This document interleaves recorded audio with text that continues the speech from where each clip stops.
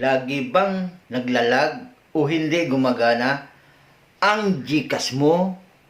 Don't worry. May mabilis akong solusyon dyan para hindi ka ma-stress. Let's go!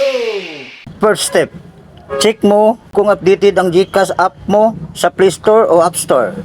Kasi minsan outdated version ang problema. Itap natin ang Play Store. Dito sa search bar, i-type natin GCash.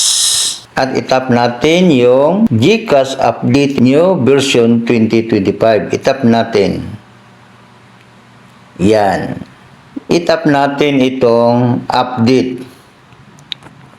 At antayin natin na matapos mag-update. So ngayon, tapos na nag-update at itap natin ang open. Antayin din natin mag-open. So ngayon, authentication attempt. Try. Itap natin ang PIN. Processing na. Nakita, okay na siya. Proceed to step 2. Tap natin ang settings. Itap natin ang app management. Itap natin ang app list.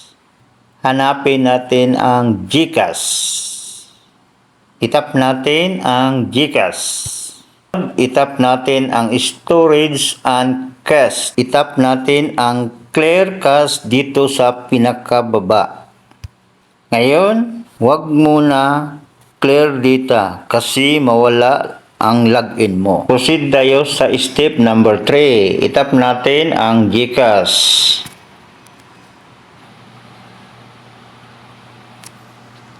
Tap natin ang PIN number.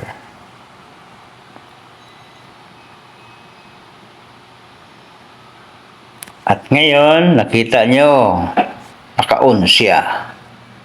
So, ibig sabihin, okay na. After, restart natin ang ating phone. So, ngayon, tapos na ng restart, i-open ulit yung GCash. Itap natin ang PIN. At ngayon, GCash, 90% ng time, solved na agad ito.